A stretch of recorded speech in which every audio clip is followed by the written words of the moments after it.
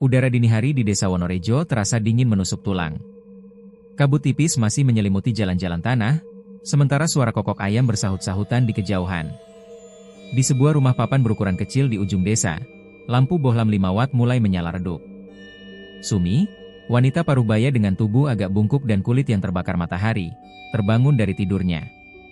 Ia mengucek mata, lalu duduk di tepi dipan bambu, merapikan selendang lusuh yang melilit bahunya. Dapur kecil yang terbuat dari anyaman bambu mulai ramai dengan bunyi panci dan talenan. Sumi memotong sayuran yang akan dibawanya ke pasar, kangkung, bayam, kacang panjang, dan beberapa ikat daun singkong yang kemarin sore ia beli dari petani di ujung desa. Tangannya lincah, namun sorot matanya tampak lelah. Di sudut dapur, sebuah lampu minyak menyala redup, menerangi tumpukan karung goni berisi dagangan yang akan ia bawa. Di kamar sebelah, Rasman, suaminya, masih terbaring, mencoba meraih sisa-sisa tidur. Pekerjaannya sebagai kuli serabutan membuat tubuhnya cepat letih. Kadang ia membantu membangun rumah warga, kadang mengangkut hasil panen. Pekerjaan itu tidak menentu, kadang ada panggilan, seringkali tidak. Pendapatan mereka hanya cukup untuk bertahan hidup, tanpa sisa untuk hal-hal mewah. "Men, bangun.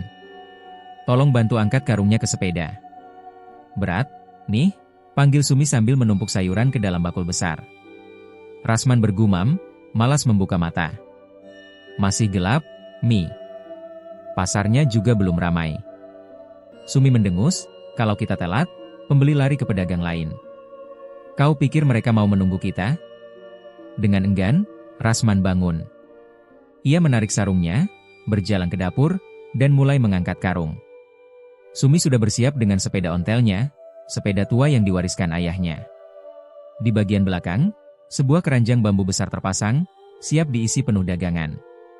Perjalanan menuju pasar memakan waktu hampir setengah jam. Jalan tanah yang becek karena hujan semalam membuat ban sepeda sering tergelincir. Sumi mengayuh dengan napas memburu, sesekali berhenti untuk mengatur posisi bakul agar tidak tumpah. Udara pagi bercampur aroma tanah basah dan asap kayu bakar dari rumah-rumah warga. Pasar tradisional Wonorejo terletak di lapangan terbuka yang sebagian sudah beratap seng, namun sisanya masih di bawah langit. Saat Sumi tiba, beberapa pedagang sudah menggelar dagangan. Penjual ikan dengan ember penuh ikan nila, penjual ayam hidup yang berkokok ribut, serta pedagang tempe yang duduk bersila sambil memotong tempe jadi potongan kecil. Sumi memilih lapak di dekat pintu masuk pasar, tempat yang sudah menjadi jagaannya selama bertahun-tahun. Ia menggelar tikar plastik dan mulai menata sayuran dengan rapi. Kangkung di satu sisi, bayam di sisi lain, kacang panjang disusun memanjang, dan daun singkong diikat dengan tali rafia. Semuanya terlihat segar, berembun, seolah memanggil pembeli. "Pagi, Bu Sumi." Segar sayurnya, sapa Bu Minah, pedagang cabai yang lapaknya tak jauh dari situ. "Pagi, Bu." "Iya, ini baru dari petani." "Tapi harganya naik sedikit, ya?" jawab Sumi sambil tersenyum tipis. Pembeli mulai berdatangan. Suara tawar-menawar menggema di seluruh pasar, bercampur aroma bumbu dapur, bau ikan asin, dan wangi jajanan pasar. Sumi lincah melayani pembeli, memotong harga sedikit demi sedikit agar dagangannya cepat laku. Rasman, yang ikut duduk di lapak, hanya mengamati sambil menyeruput kopi dari gelas kaleng. Menjelang siang, dagangan Sumi tinggal separuh. Tapi ia tak terlihat terlalu senang, untung yang didapat tak seberapa. Biaya membeli sayuran dari petani sudah memakan sebagian besar modal, ditambah harga sewa lapak yang tiap bulan harus dibayar. Di perjalanan pulang, Sumi terdiam. Pandangannya kosong, pikirannya melayang. "Kita begini terus, men. Bangun pagi, jualan, dapatnya segini-gini saja. Kapan kita bisa punya rumah bagus? Beli motor? Hidup kita nggak akan berubah." Rasman menoleh, menghela napas. "Ya beginilah nasib kita, Mi. Hidup sederhana, yang penting cukup makan." Sumi menggeleng pelan. "Aku nggak mau cuma cukup. Aku mau kaya. Mau ada uang banyak.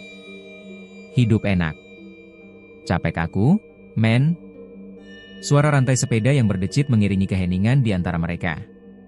Rumah sederhana mereka sudah tampak dari kejauhan. Dinding papan mulai lapuk, atap bocor di beberapa titik. Di dalam, perabot hanya kursi kayu tua, meja reot, dan lemari kecil berisi pakaian. Malam itu, saat lampu minyak menyala, Sumi duduk termenung di depan rumah. Ia menatap jalan gelap, seolah ada sesuatu yang ia tunggu. Angin malam berhembus dingin, membawa aroma tanah basah dari sawah.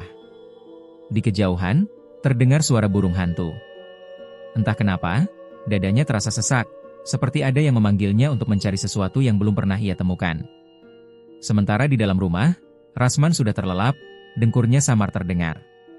Sumi menatap ke arah suaminya melalui pintu yang terbuka, lalu mengalihkan pandangannya ke langit malam yang dipenuhi bintang. Ia tidak tahu, malam itu adalah awal dari sebuah jalan yang kelak akan menjerumuskannya pada kegelapan. Pagi berikutnya, seperti biasa, Sumi bangun sebelum subuh. Hawa dingin masih menusuk, tapi ia sudah sibuk di dapur menyiapkan dagangan. Bunyi talenan, desis pisau yang memotong batang kangkung, dan aroma daun segar memenuhi ruang sempit itu. Rasman masih setengah mengantuk saat membantu mengangkat karung sayuran ke sepeda. Mereka menempuh jalan berlumpur menuju Pasar Wonorejo, melewati persawahan yang masih diselimuti kabut. Langit mulai berwarna jingga tipis saat mereka tiba. Pasar belum terlalu ramai, namun beberapa pedagang sudah sibuk menata barang dagangan mereka. Sumi menggelar tikar plastik di lapaknya. Di sebelahnya, ada Buminah, pedagang cabai yang terkenal cerewet. Perempuan itu sedang sibuk menyortir cabai merah besar, sambil berbisik-bisik dengan seorang pedagang ayam yang duduk di kursi bambu pendek. Kemarin kau dengar nggak? Si Tumin itu loh, tiba-tiba kayak mendadak, kata Buminah dengan suara setengah berbisik tapi tetap terdengar jelas. Dengar, Bu, tapi katanya bukan karena warisan. Ada yang bilang, dia itu pakai pesugihan, balas pedagang ayam sambil menatap ke kanan kiri, seolah takut ada yang menguping. Sumi yang sedang merapikan daun singkong pura-pura tidak memperhatikan. Tapi telinganya menangkap jelas setiap kata. Tangannya berhenti sejenak, lalu kembali bergerak, mencoba bersikap biasa. Pesugihan macam apa? Tanya Buminah penasaran. Pedagang ayam menunduk sedikit, suaranya makin pelan. Katanya, pesugihan kingkong putih. Makhluknya besar, setinggi 2 meter. Bulunya putih semua, matanya merah menyala. Kalau kau berani menumbalkan orang terdekat, dia akan memberi kekayaan yang tak habis-habis. Sumi menelan ludah. Kata-kata itu seperti menyusup ke telinganya dan menetap di kepalanya. Kingkong putih? Ia belum pernah mendengar yang seperti itu. Selama ini yang ia tahu, pesugihan identik dengan tuyul, babi ngepet, atau jin pasar malam. Tapi kingkong? Itu baru. Buminah memutar bola mata. Ih, serem sekali. Gak percaya aku. Mana ada begituan? Pedagang ayam mengangkat bahu. Percaya nggak percaya, tapi Tumin itu dulu jualannya sepi. Sekarang tokonya gede, mobilnya 2. Terus, anehnya, suaminya tiba-tiba hilang. Katanya kerja di luar kota, tapi nggak ada kabar. Warga bilang, ya itu tadi, tumbal. Sumi mencoba mengabaikan, tapi dalam hatinya ada getaran aneh. Cerita itu seperti menyentil bagian terdalam dari dirinya, bagian yang sudah lama muak dengan kemiskinan. Ia melayani pembeli yang datang, tapi pikirannya melayang ke kata-kata, kekayaan yang tak habis-habis. Menjelang siang, pasar semakin ramai. Suara tawar-menawar bercampur dengan bunyi ayam berkokok, tangis bayi, dan panggilan penjual jajanan. Sumi ikut tenggelam dalam kesibukan, namun telinganya masih awas. Ia mendengar lagi percakapan serupa, kali ini dari 2 pedagang bawang yang duduk agak jauh. Mereka membicarakan seseorang yang dulu hidupnya susah, lalu tiba-tiba punya rumah besar setelah bertemu makhluk itu. Tapi selalu ada kesamaan. Setelah beberapa bulan, orang itu menghilang atau keluarganya meninggal dengan cara misterius. Sumi mulai menghubungkan cerita-cerita itu. Semua yang mendapat kekayaan dari kingkong putih, hidupnya berubah cepat. Tapi semua juga berakhir dengan kehilangan orang terdekat. Saat matahari mulai condong ke barat, dagangan Sumi hampir habis. Ia mengemasi sisa sayurannya, memanggul bakul ke sepeda.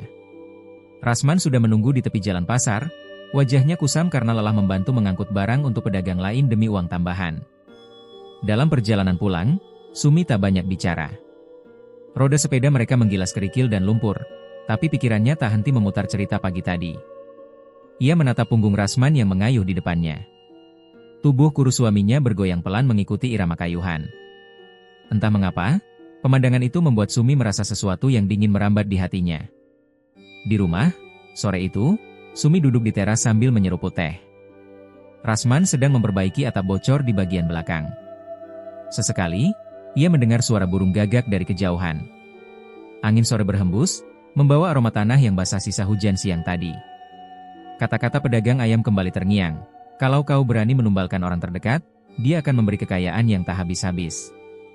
Sumi menghela napas panjang, mencoba menepis pikiran itu. Ah, cuma omongan orang pasar. Mana mungkin benar. Tapi bagian lain dalam dirinya, bagian yang lapar akan perubahan, mulai berbisik, kalau memang ada, kenapa tidak dicoba? Malamnya, sebelum tidur, ia membuka kembali pikirannya pada cerita itu. Bayangan seekor makhluk besar, berbulu putih, dengan mata merah menyala muncul samar di kepalanya. Ia menggigil tanpa tahu apakah itu karena takut atau justru karena rasa penasaran yang tak terkendali. Ia memejamkan mata, namun rasa ingin tahu itu tetap tinggal, menunggu untuk tumbuh menjadi sesuatu yang lebih berbahaya. Hari-hari berikutnya, pikiran Sumi semakin dipenuhi oleh kabar tentang kingkong putih bermata merah. Setiap kali ia ke pasar, matanya mencari-cari pedagang yang mungkin tahu lebih banyak. Percakapan-percakapan setengah berbisik yang dulu hanya lewat di telinganya, kini menjadi seperti magnet yang menarik perhatian. Suatu sore, selepas pulang dari pasar, Sumi duduk di teras rumah sambil menatap jalan desa yang sepi. Rasman sedang menjemur pakaian di belakang. Angin membawa bau lumpur dan daun basah. Sumi menunggu suaminya selesai, lalu memanggilnya. "Men," katanya pelan, "kau pernah nggak kepikiran, kalau hidup kita begini terus, sampai tua?" Rasman berhenti menjemur, menoleh sebentar, lalu kembali ke pekerjaannya. "Ya mau gimana lagi, Mi? Yang penting kita sehat, bisa makan tiap hari." Sumi menghela napas panjang. "Sehat dan makan itu memang penting, tapi kau nggak pengin punya rumah yang layak? Nggak pengin berhenti kerja jadi kuli? Aku capek, men. Bangun jam 3 pagi tiap hari, untung cuma segini-segini saja." Rasanya aku mau teriak. Rasman hanya diam. Ia sudah sering mendengar keluhan seperti itu dari Sumi, tapi kali ini nada suaranya terdengar berbeda, lebih berat, lebih dalam, seolah menyimpan sesuatu. Malam itu, selepas makan, Sumi tidak langsung tidur. Ia duduk di pinggir ranjang, memandangi langit-langit rumah yang penuh noda hitam bekas bocoran. Rasman sudah tertidur pulas, dengkurnya pelan. Sumi merebahkan diri, mencoba memejamkan mata, tapi pikirannya terus berkelana. Kata-kata tentang kingkong putih itu datang lagi, seperti bisikan yang samar namun jelas. Entah kapan tepatnya, Sumi mulai terlelap. Dalam mimpinya, ia berada di tengah hutan gelap. Pepohonan menjulang tinggi, daun-daun basah memantulkan sinar bulan pucat. Suara jangkrik dan burung malam memenuhi udara. Tiba-tiba, tanah di bawah kakinya bergetar. Dari balik kegelapan, muncul sosok raksasa. Bulunya putih seperti salju, tapi kusam dan kotor di beberapa bagian. Matanya, merah menyala seperti bara api. Nafasnya berat, keluar bersama embusan udara dingin yang membuat Sumi bergidik. Makhluk itu menunduk, menatapnya lekat-lekat. Sumi tidak bisa mengalihkan pandangan. Ada sesuatu dalam tatapan itu, seperti tangan tak kasat mata yang mencengkeram pikirannya. Tiba-tiba, kingkong itu membuka telapak tangannya. Di sana ada segenggam emas berkilauan, begitu nyata, memantulkan cahaya bulan. Sumi ingin mundur, tapi kakinya seperti terpaku ke tanah. Suara berat dan serak, entah dari mulut makhluk itu atau dari dalam kepalanya sendiri, bergema. "Ambil, dan semua milikmu." Tangannya terangkat pelan, hampir menyentuh emas itu.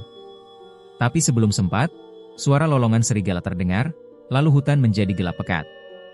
Kingkong itu menghilang, dan Sumi terbangun dengan napas tersengal. Keringat dingin membasahi leher dan punggungnya. Ia menatap sekeliling kamar, mencoba memastikan semuanya nyata. Rasman masih tidur, tak terganggu. Sumi memegang dadanya, jantungnya berdegup cepat. Mimpi itu terasa terlalu jelas, terlalu nyata untuk sekadar bunga tidur. Pagi harinya, Sumi tidak menceritakan mimpinya pada Rasman. Ia hanya melamun saat membereskan dagangan. Di pasar, ia kembali mendengar cerita dari dua orang pedagang tempe yang membicarakan pesugihan kingkong putih. Kali ini, mereka menyebut nama seorang dukun tua yang dipercaya bisa menghubungkan orang dengan makhluk itu. Nama itu terpatri kuat di benaknya. Sepulang dari pasar, Sumi duduk di kamar, memandangi tumpukan uang hasil dagang hari itu. Jumlahnya tak seberapa.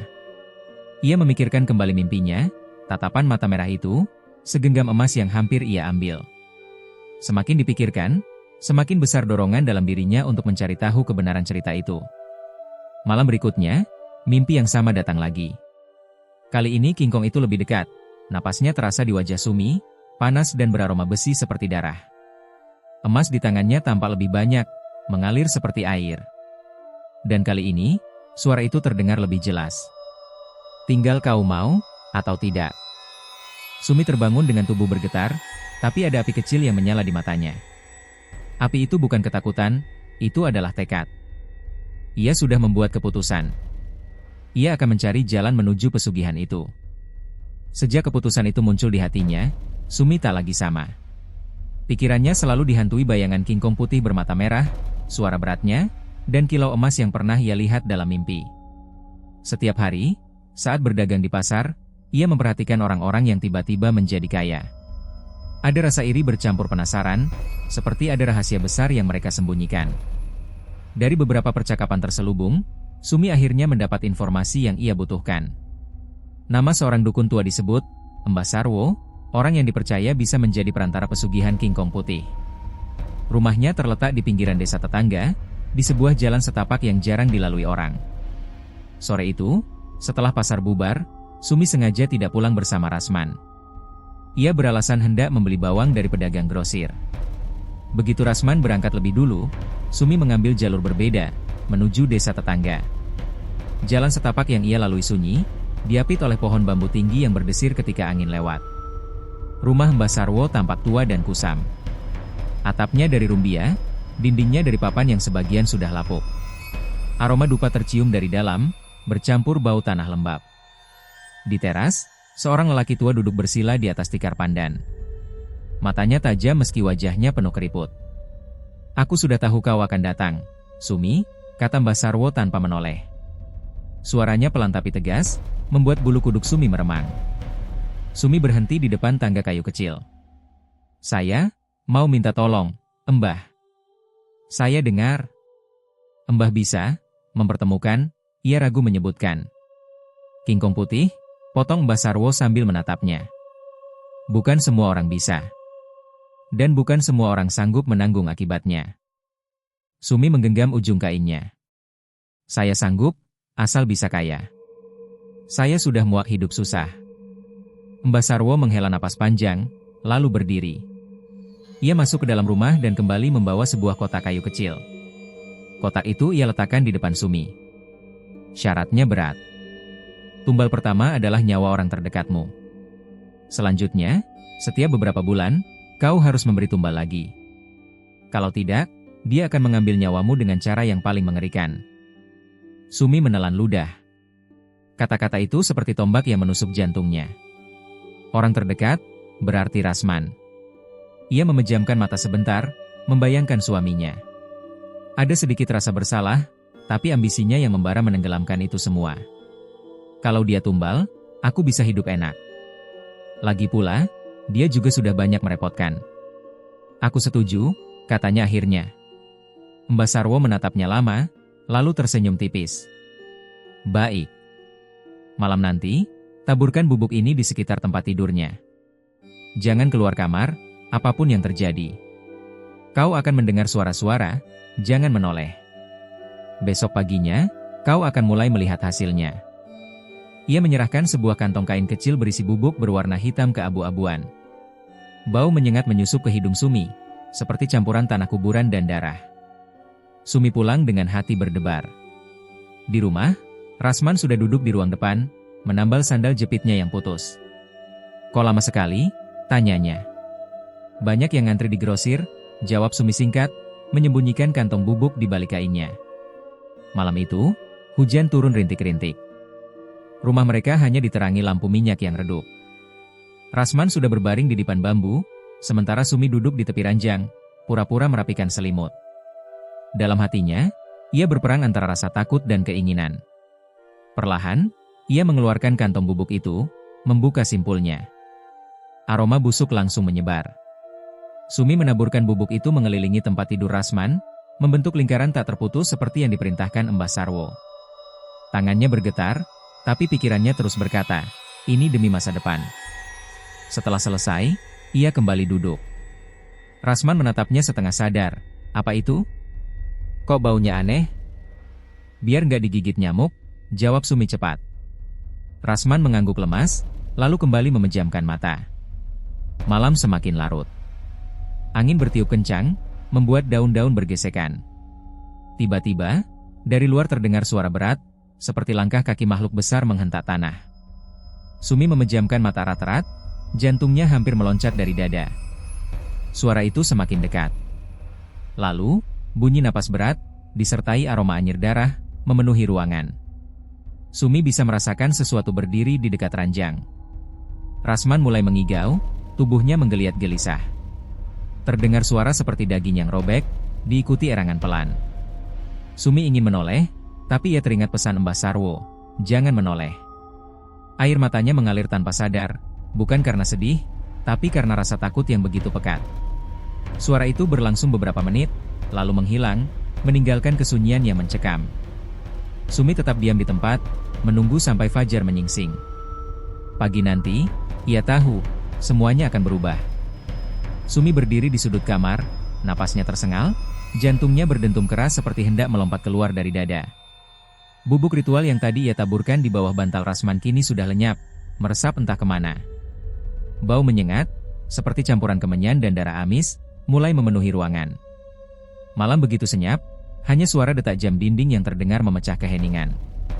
Dari kegelapan pojok ruangan, udara tiba-tiba terasa lebih berat, seperti ada sesuatu yang menghalangi pernapasan. Sumi menahan diri untuk tidak bergerak, matanya terpaku pada kegelapan itu. Lalu, perlahan, sepasang cahaya merah menyala muncul, mata yang menatap tajam, menembus kegelapan dengan sorot penuh kelaparan. Dari sana, sosok besar mulai menampakkan diri. Itu dia, makhluk yang sama seperti dalam mimpinya. Seekor kera raksasa, bulunya putih pekat, tapi di beberapa bagian tampak belepotan noda merah kering. Nafasnya berat dan beruap, seperti kabut di udara dingin. Giginya panjang dan runcing. Setiap kali rahangnya terbuka, Sumi bisa melihat kilau basah dari liur yang menetes. Makhluk itu bergerak pelan, tapi setiap langkahnya membuat lantai kayu berderit. Rasman, yang masih terlelap, mengerang pelan. Entah mimpi apa yang menghampirinya, tapi malam itu ia tak pernah bangun untuk melihat teror yang sedang mendekat. Makhluk itu berhenti di sisi ranjang, menundukkan kepalanya, mencium tubuh Rasman dengan napas panjang dan dalam, seperti pemburu yang tengah memastikan buruannya. Sumi ingin menutup mata, tapi rasa penasaran dan keterkejutan membuatnya tetap melihat. Ia menggigit bibir, kakinya gemetar hebat, namun tak ada niat untuk menghentikan apa yang akan terjadi. Dalam pikirannya, ia berusaha mengingat kata-kata sang dukun, begitu darah pertama diambil, jalanmu menuju kekayaan akan terbuka. Dengan gerakan cepat, makhluk itu menancapkan gigi tajamnya ke leher Rasman. Suara robekan daging terdengar jelas di tengah malam. Darah segar memancar, mengalir deras ke mulut makhluk itu. Rasman terlonjak, matanya terbuka lebar, namun hanya sempat mengerang lirih sebelum tubuhnya kembali lunglai. Napasnya memburu, wajahnya memucat secepat kain yang direndam air kapur. Sumi menutup mulutnya dengan kedua tangan, menahan suara yang nyaris pecah menjadi jeritan. Di satu sisi, rasa takut membuncah, melihat suaminya yang sudah puluhan tahun menemaninya kini menjadi santapan makhluk gaib. Namun di sisi lain, ada rasa aneh yang menggelitik hatinya. Sebuah kepuasan, keyakinan bahwa semua ini adalah langkah awal menuju hidup baru yang tak lagi miskin. Makhluk itu terus menghisap darah, suara tegukan pelan terdengar begitu jelas di tengah kesunyian. Beberapa tetes darah menetes ke spray, membentuk bercak gelap yang meresap cepat. Tubuh Rasman perlahan kehilangan warna, bibirnya membiru, tangannya dingin. Sumi merasa tubuhnya semakin gemetar, tapi matanya tak beranjak sedikit pun. Setelah entah berapa lama, makhluk itu berhenti. Nafasnya kembali berat, kali ini bercampur aroma amis yang menusuk. Ia menatap Sumi dari kejauhan, seakan ingin memastikan bahwa sang pemilik tumbal benar-benar menyaksikan ritual ini. Tatapan itu membuat bulu kuduk Sumi berdiri, dingin, dalam, dan mengancam. Lalu, dalam sekejap, makhluk itu menghilang begitu saja, lenyap bersama hawa berat yang tadi menyelimuti kamar. Sumi jatuh terduduk di lantai. Lututnya terasa lemas, keringat dingin membasahi tubuhnya. Ia memandangi Rasman yang terbaring pucat, napasnya tipis, dadanya naik turun dengan lambat. Ada rasa bersalah yang menusuk, tapi ia segera menepisnya dengan pikirannya sendiri. Ini demi masa depan. Demi aku. Malam itu terasa panjang. Sumi tak memejamkan mata sedikit pun. Ia hanya duduk di sudut kamar, menunggu pagi datang, sambil memikirkan apa yang akan terjadi selanjutnya. Sesekali ia mendengar suara batuk lirih Rasman, tapi ia tak beranjak untuk menolong. Ketika fajar mulai merayap masuk lewat celah jendela, cahaya tipis menyingkap keadaan kamar. Bercak darah di sprei masih jelas, dan leher Rasman dibalut kain tipis yang sudah basah oleh darah kering. Wajahnya pucat pasi, mata terpejam rapat, tubuhnya tampak lebih kurus dari semalam. Sumi berdiri, mendekati ranjang.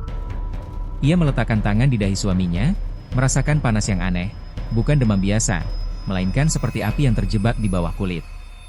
Rasman mengerang pelan, mencoba membuka mata, tapi kelopak itu hanya bergetar sebentar sebelum kembali tertutup.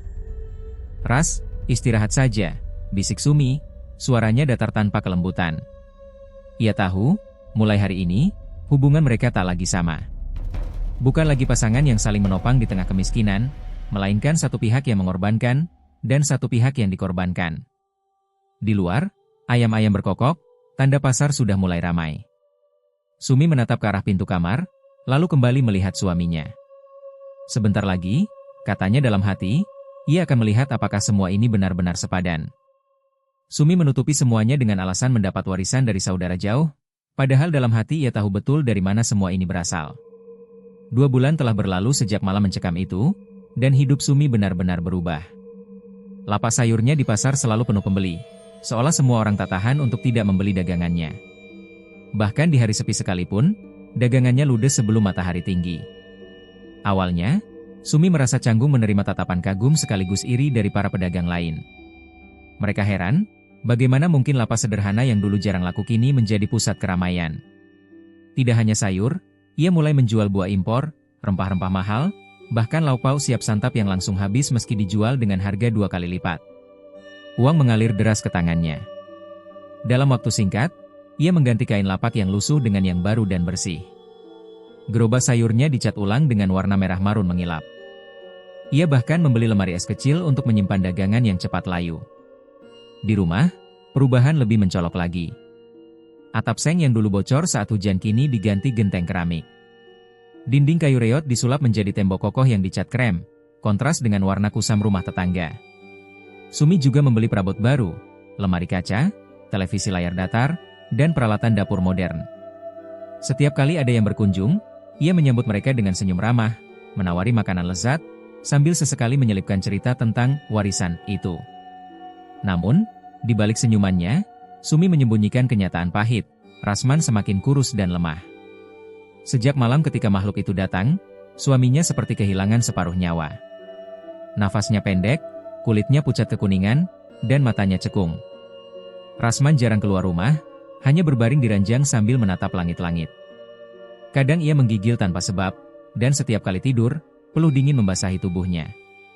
"Sum, aku nggak kuat," rintih Rasman suatu pagi, suaranya serak dan hampir tak terdengar. "Ah, kamu itu terlalu manja. Nanti aku belikan jamu." "Pasti sembuh," jawab Sumi cepat, menepuk bahunya sekilas, lalu bergegas keluar. Ia tak mau berlama-lama di dekatnya. Ada rasa bersalah yang kadang menyelinap, tapi segera ia usir jauh-jauh dengan mengingat emas, uang, dan kemewahan yang kini ia punya. Di pasar, para pedagang mulai memperbincangkan perubahan hidupnya. Ada yang memuji, ada pula yang sinis. Kata siapa, Sumi itu dapat warisan? Katanya sih dari saudara jauh. Tapi aneh, kok bisa cepat banget kayak gitu, bisik seorang pedagang bumbu ke temannya. "Ah, siapa tahu ada mainnya. Tahu sendirilah, di desa kita banyak cerita aneh," balas yang lain sambil melirik curiga ke arah lapak Sumi. Sumi pura-pura tak mendengar, meski telinganya panas oleh gosip itu. Ia tetap melayani pembeli dengan senyum lebar. Di hatinya, ia tahu makhluk itu tidak pernah memberi tanpa meminta balasan. Dan tanda-tanda waktu membayar tumbal berikutnya sudah mulai mendekat. Malam-malam Sumi kini terasa berbeda. Ia sering terbangun mendengar suara berat seperti dengusan binatang dari luar jendela. Kadang, bayangan besar bergerak di pekarangan rumah. Setiap kali itu terjadi, jantungnya berdebar cepat, antara takut dan gelisah memikirkan permintaan berikutnya. Tapi setiap kali melihat tumpukan uang di laci meja rias, rasa takut itu menghilang, berganti dengan rasa puas. Ia sudah mulai terbiasa memegang uang jutaan rupiah, mengatur pengeluaran, dan menikmati status baru sebagai pedagang paling sukses di pasar. Beberapa kali, Sumi mencoba membujuk Rasman makan lebih banyak, tapi suaminya hanya menggeleng lemah. "Sum, kamu berubah. Dulu kita susah, tapi kamu selalu di sampingku. Sekarang, entah kenapa, aku merasa kamu jauh sekali," kata Rasman suatu malam. Sumi menunduk, pura-pura sibuk merapikan selimut. "Kamu cuma butuh istirahat. Jangan banyak mikir," jawabnya datar. Hingga suatu sore, seorang tetua kampung datang ke rumahnya. Lelaki berusia lanjut itu menatapnya lekat-lekat. "Sum, hati-hati dengan rezeki yang datang tiba-tiba. Kadang itu ujian, kadang itu jebakan," katanya pelan sebelum pamit. Ucapan itu menghantui pikiran Sumi semalaman. Tapi begitu fajar menyingsing dan ia menghitung uang hasil dagangan hari itu, semua peringatan kembali ia anggap angin lalu.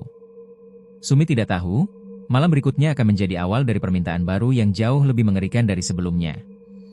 Namun malam itu, saat semua orang sudah pulang dan rumahnya kembali sepi, bayangan gelap kembali menyelimuti hati Sumi. Rasman terbaring di ranjang. Napasnya terputus-putus, wajahnya pucat pasi, dan matanya sayu. Sumi hanya duduk di kursi kayu, menatapnya tanpa kata. Dalam pikirannya, ia tahu waktunya sudah dekat, saat di mana tumbal pertama akan benar-benar diambil. Udara malam terasa pengap, seolah hawa kematian merayap di setiap sudut rumah. Lampu minyak di meja kecil hanya berkelip lemah, membuat bayangan dinding bergerak-gerak seperti makhluk hidup. Dari luar, terdengar suara burung hantu yang berulang kali bersahut-sahutan. Sumi tak bergeming, hanya sesekali menatap pintu kamar, seakan menunggu sesuatu datang. Tepat lewat tengah malam, napas Rasman terdengar semakin berat. Sumi merapatkan jariknya, menahan udara dingin yang menusuk tulang. Tiba-tiba, dari arah jendela yang terbuka sedikit, hembusan angin dingin menerobos masuk, membawa aroma anyir yang menusuk hidung. Sumi tahu, bau itu, bau darah yang pernah ia cium 2 bulan lalu saat malam pertama perjanjian dijalankan. Dan benar saja, dari kegelapan luar rumah, muncul 2 titik merah menyala, menatap langsung ke dalam kamar. Suara langkah berat mendekat, disertai deru napas kasar seperti hewan besar. Lalu, sosok itu muncul di ambang jendela, kingkong putih bermata merah, tubuhnya dipenuhi bulu tebal yang memantulkan cahaya lampu minyak.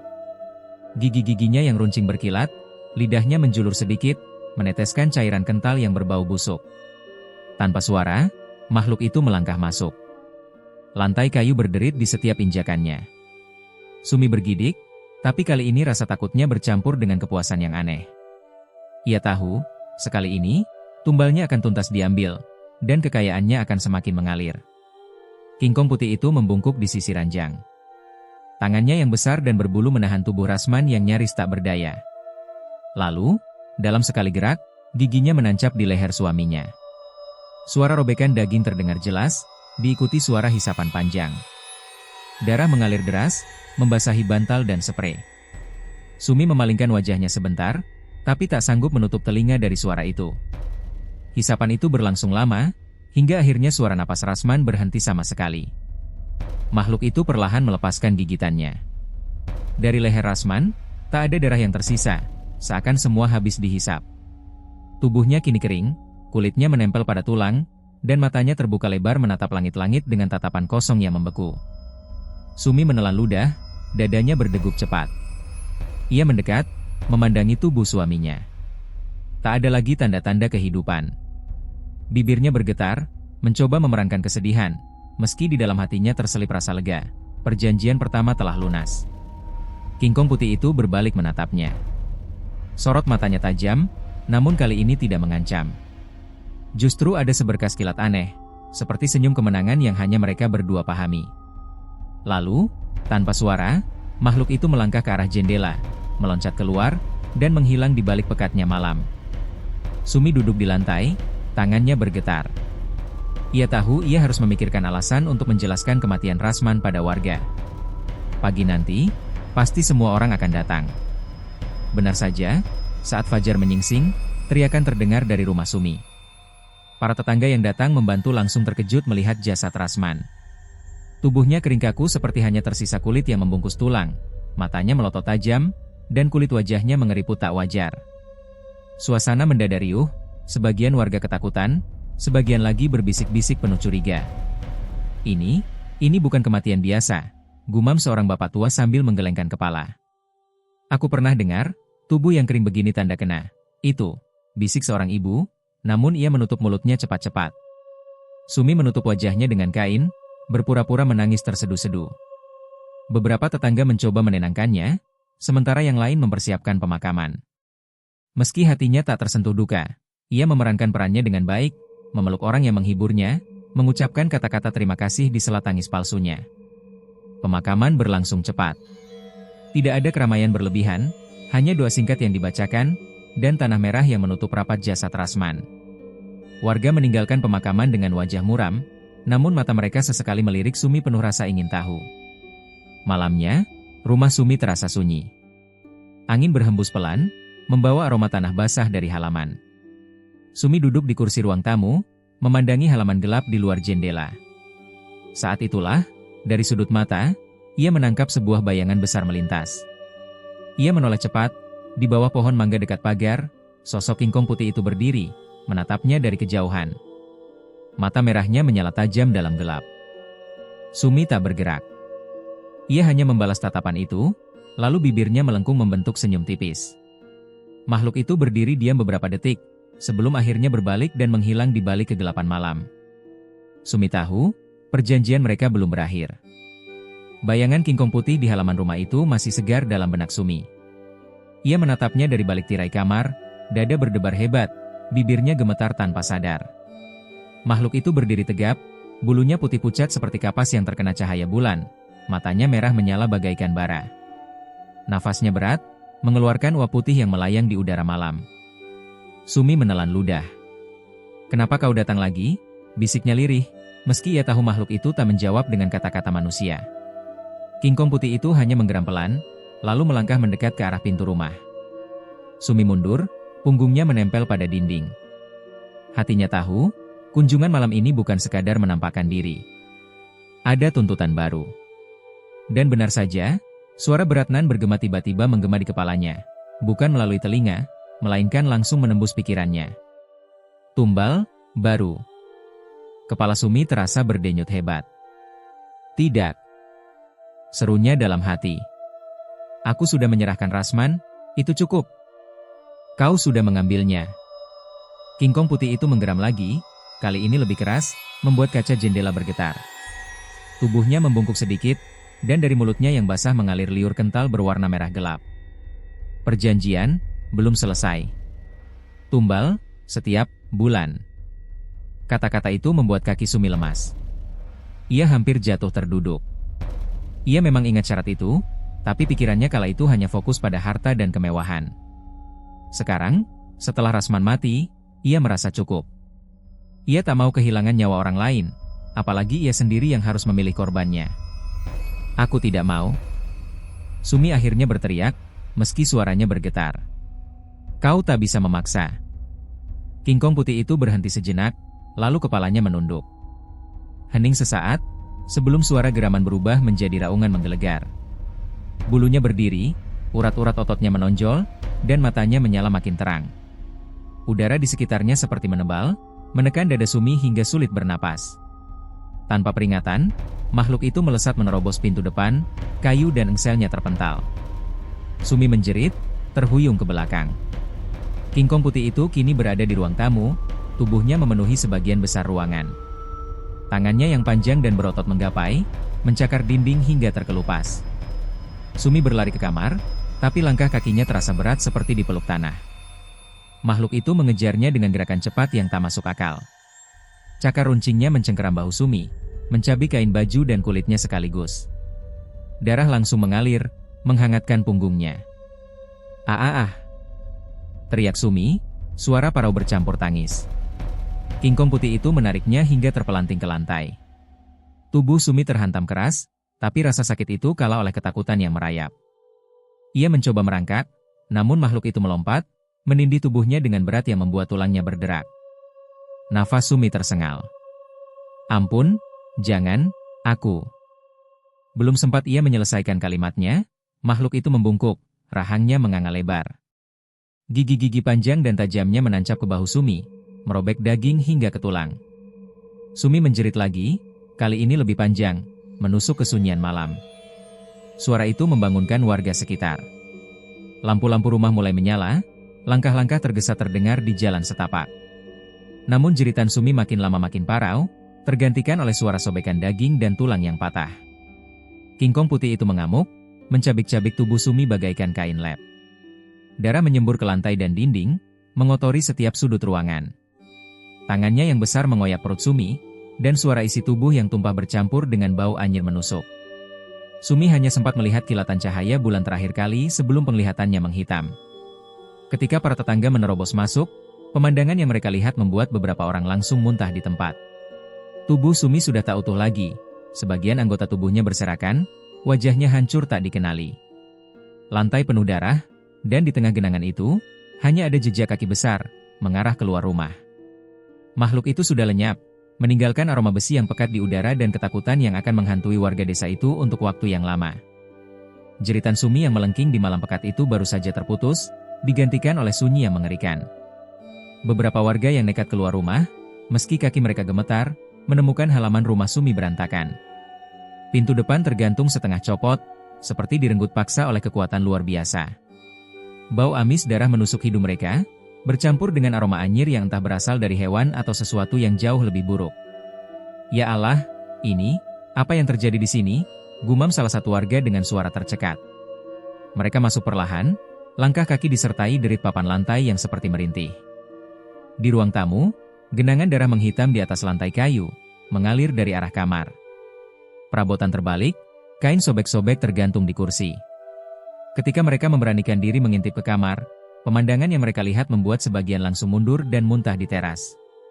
Dinding kamar penuh goresan besar, seperti cakaran kuku raksasa. Di sudut ruangan, hanya tersisa sobekan kain daster Sumi yang masih menempel darah basah. Tubuhnya tidak ada. Yang tertinggal hanyalah serpihan tulang kecil yang remuk, bercampur dengan gumpalan rambut. Seolah makhluk yang menyerangnya memakan hampir seluruh tubuhnya. Warga saling berpandangan, sebagian pucat pasi, sebagian mulai beristighfar dengan terbata-bata. Bisik-bisik cepat mulai terdengar. Aku sudah bilang, perubahan Sumi terlalu cepat. Ini pasti pesugihan. Benar, dan ini bukan pesugihan biasa. Lihat cakaran ini, bukan manusia yang buat. Kalau makhluk itu masih di sini, kita semua dalam bahaya. Suasana berubah tegang. Ketakutan mulai bercampur dengan amarah. Mereka tahu, jika rumah itu dibiarkan, kemungkinan besar makhluk yang sudah memakan Sumi akan kembali. Dan siapa yang tahu, mungkin korban berikutnya adalah salah satu dari mereka. Pak Lurah yang ikut hadir malam itu berdiri di tengah halaman, wajahnya keras.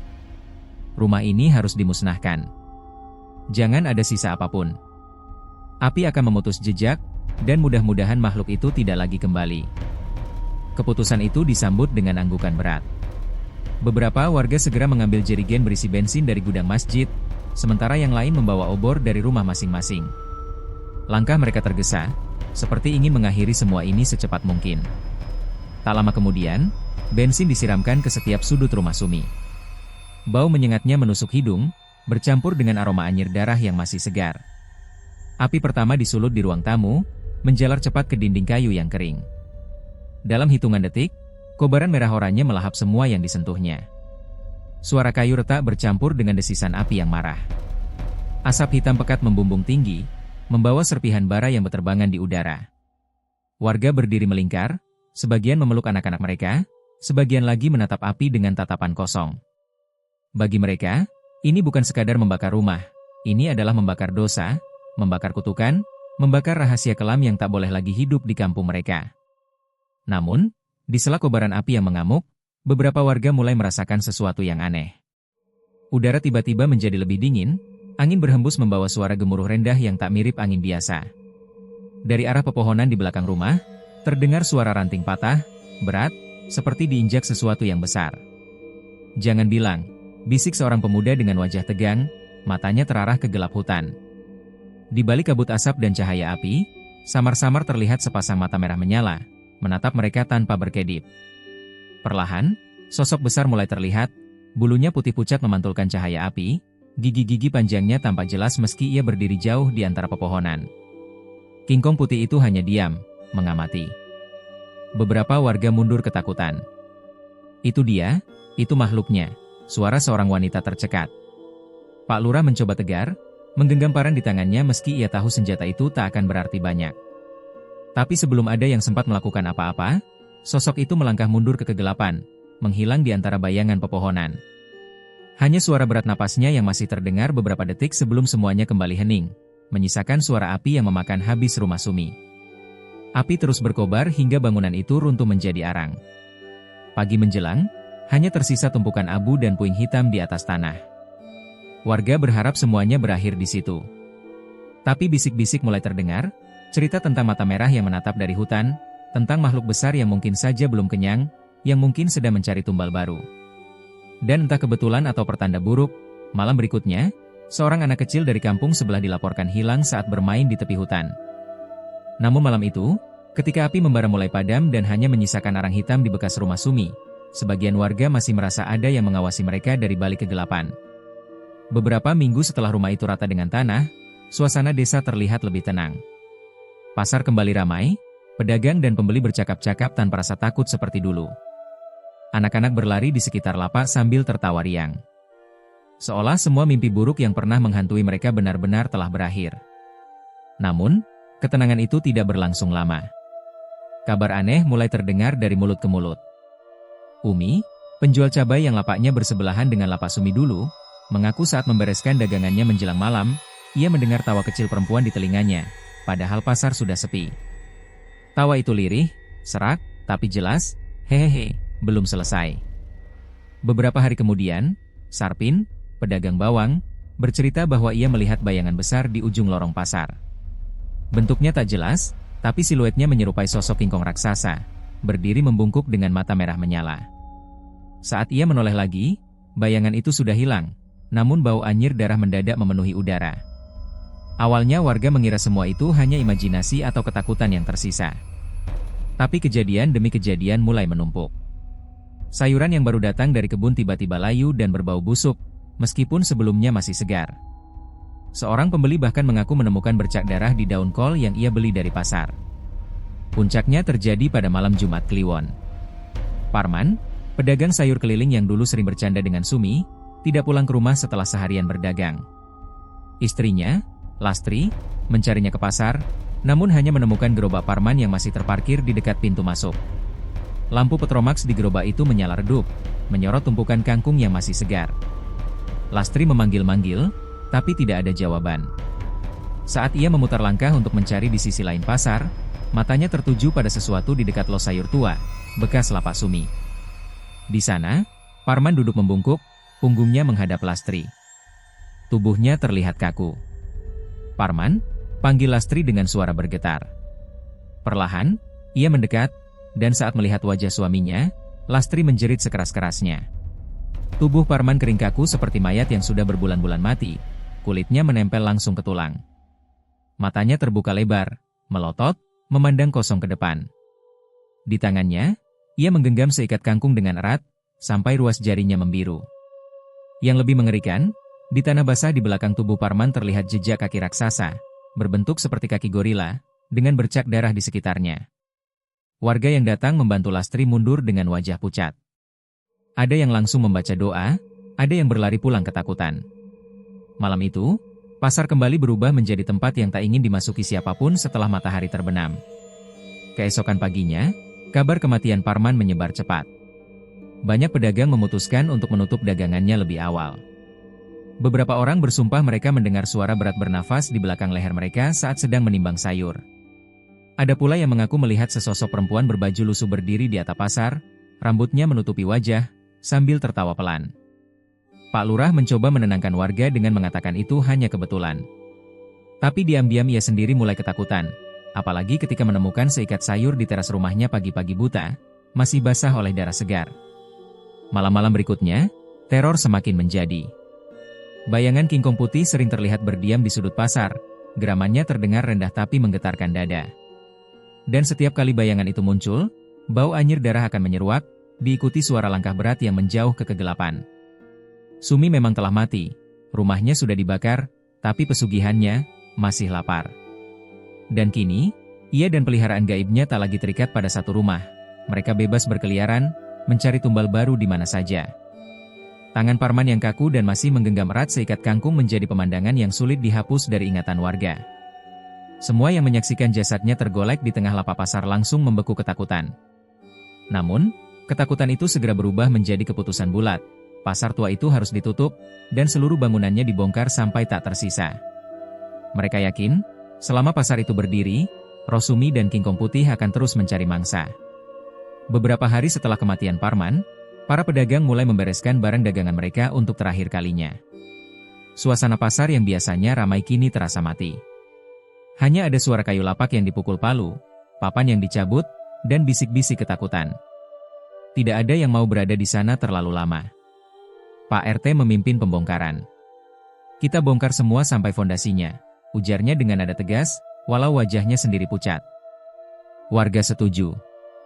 Mereka tidak mau meninggalkan satupun bekas tempat yang pernah menjadi sarang pesugihan itu. Proses pembongkaran berjalan lancar hingga mereka tiba di lapak paling pojok, lapak yang dulunya ditempati Sumi. Begitu papan lapak itu diangkat, tanah di bawahnya terasa berbeda, gembur, hitam pekat, dan mengeluarkan bau anyir menusuk. Salah satu warga, Ujang, mencongkel tanah itu dengan linggis. Ini apa?" katanya pelan. Tak lama, ujung linggisnya menyangkut sesuatu. Ujang mengerahkan tenaga, lalu menariknya keluar. Yang muncul adalah tulang. Bukan hanya satu, melainkan beberapa, menumpuk dan saling bercampur. Ada tulang manusia, tengkorak, rahang, tulang kering, bercampur dengan tulang hewan seperti ayam, kambing, dan kucing. Warga langsung mundur beberapa langkah. Astagfirullah, suara mereka bergetar. Bau busuk semakin menusuk hidung, membuat beberapa orang menutup mulut dan hampir muntah. Ketika Ujang dan dua orang lainnya menggali lebih dalam, tanah gembur itu runtuh, membentuk lubang besar yang gelap. Dari dasar lubang terdengar suara geraman rendah, dalam dan berat, seperti binatang buas yang marah. Semua langsung terdiam, saling berpandangan dengan mata membelalak. "Jangan-jangan," bisik salah satu warga, tak berani melanjutkan. Lalu, dari kegelapan itu, muncul sepasang mata merah menyala. Tatapan itu menusuk, membuat lutut beberapa warga langsung lemas. Seakan-akan mata itu menatap masing-masing orang, satu persatu, mengukur siapa yang paling mudah dijadikan mangsa. "Bakar! Bakar lubang ini sekarang!" teriak Pak RT panik. Mereka menuangkan bensin ke dalam lubang, lalu melemparkan obor menyala. Api langsung membumbung tinggi, disertai suara letupan kecil. Warga berharap suara geraman itu akan hilang. Namun yang terdengar justru semakin mengerikan, geraman berubah menjadi pekikan panjang yang melengking, membuat telinga terasa sakit. Api menyala lebih besar, tapi sosok di dalam lubang tidak terbakar. Sebaliknya, cahaya api justru memantulkan siluet tubuh besar berbulu putih yang bergerak di dasar lubang, seperti berusaha naik ke permukaan. "Tarik mundur! Semua mundur!" teriak seorang warga yang sudah gemetar ketakutan. Api terus membakar hingga bensin habis, tapi geraman itu tak kunjung reda. Bahkan ketika pembongkaran pasar selesai dan semua bangunan rata dengan tanah, suara itu masih terdengar dari tanah yang kini terbuka, menggaung seperti berasal dari perut bumi. Malam harinya, warga yang terlibat dalam pembongkaran mulai mengalami mimpi buruk. Mereka mendengar suara langkah berat yang menghampiri, atau merasakan ada tangan dingin yang menyentuh kaki saat tidur. Sebagian mengaku melihat bayangan besar berbulu putih melintas di depan rumah mereka. Dan yang lebih mengerikan, satu persatu warga yang ikut menggali lubang di lapak Sumi mulai menghilang. Ujang, yang pertama menemukan tulang, lenyap tanpa jejak. Pagi harinya hanya ditemukan sandal jepitnya di depan rumah, basah oleh cairan merah kental seperti darah. Teror itu kini tak lagi terbatas pada pasar tua. Desa yang tadinya berharap akan bebas dari kutukan justru menjadi ladang perburuan baru. Kingkong Putih, bersama Roh Sumi yang haus tumbal, seolah kini bebas berkeliaran tanpa batas. Setiap malam, mata merah itu mengintai dari balik pepohonan di tepi desa. Geramannya seperti janji yang tak pernah padam, akan selalu ada korban berikutnya.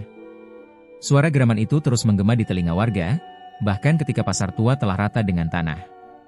Mereka pikir dengan menghancurkan tempat itu, kutukan akan berhenti. Nyatanya, malam-malam di desa menjadi lebih mencekam. Angin yang bertiup dari arah bekas pasar membawa aroma tanah basah bercampur amis darah. Anjing-anjing kampung menggonggong tanpa henti setiap larut malam. Pandangan mereka selalu tertuju ke satu titik gelap di kejauhan, arah lubang bekas lapak Sumi. Beberapa warga memilih pergi meninggalkan desa, takut menjadi korban selanjutnya. Namun sebagian tetap bertahan, berharap teror itu hanya akan berlalu seperti mimpi buruk. Sayangnya, harapan itu segera hancur ketika Darmin, salah satu warga yang ikut membongkar pasar, ditemukan tewas di halaman rumahnya. Tubuhnya kaku seperti batu, mulutnya menganga lebar, dan dari kedua matanya menetes darah segar. Di dadanya terdapat bekas cakar besar, seperti milik hewan buas. Cerita kematian Darmin menyebar cepat. Warga mulai mengunci pintu lebih awal, menutup jendela rapat-rapat, dan tidak berani keluar setelah matahari terbenam. Tapi rasa takut tak menghentikan bayangan itu. Mereka tetap mendengar langkah kaki berat di atap rumah, suara tawa perempuan di pojok gelap, dan kadang, bayangan besar berbulu putih yang melintas di halaman tanpa meninggalkan jejak kaki. Malam keempat setelah kematian Darmin, sebuah kejadian besar membuat desa itu benar-benar porak-poranda. Saat tengah malam, langit mendadak memerah seperti terbakar, diikuti suara auman panjang yang mengguncang udara. Dari arah bekas pasar, sosok kingkong putih muncul, tubuhnya semakin besar dari sebelumnya. Bulunya penuh noda darah yang masih menetes, dan matanya menyala seperti bara. Di sampingnya, berdiri sosok Sumi, wajahnya pucat keabu-abuan dengan senyum yang membelah pipi sampai ke telinga. Tangannya memegang sabit berkarat, dan di ujung sabit itu menetes cairan hitam pekat. Mereka berjalan perlahan melewati jalan desa, setiap langkah kingkong putih meninggalkan bekas pijakan yang mengeluarkan asap tipis dari tanah. Semua pintu yang terkunci tiba-tiba terbuka sendiri, seperti ada yang memanggil dari dalam. Warga yang mencoba bersembunyi justru melihat bayangan Sumi berdiri di sudut ruangan, matanya menatap tanpa berkedip. Satu persatu jeritan terdengar, memecah keheningan malam. Beberapa warga diseret keluar, beberapa lenyap begitu saja tanpa meninggalkan bekas. Api mulai menyala di beberapa rumah, entah dari mana asalnya. Desa itu berubah menjadi neraka terbuka. Hingga menjelang subuh, hanya tersisa suara gemertak kayu terbakar dan hembusan angin dingin. Bekas pasar dan desa di sekitarnya kini hanya menjadi puing-puing hangus. Tak ada yang tahu berapa banyak korban yang diambil malam itu. Beberapa hari kemudian, tim relawan dari desa tetangga datang untuk mencari korban selamat. Mereka menemukan desa itu sepi, tanpa satupun manusia. Yang tersisa hanyalah lubang hitam di tengah bekas pasar, kini jauh lebih lebar dari sebelumnya. Dari dalamnya, samar terdengar suara napas berat, dan kadang, tawa lirih seorang perempuan. Malam berikutnya, desa tetangga mulai diganggu. Ternyata, tidak ada tempat yang cukup jauh untuk lari dari kutukan Sumi dan kingkong putih. Mereka akan selalu menemukan korban baru. Selalu.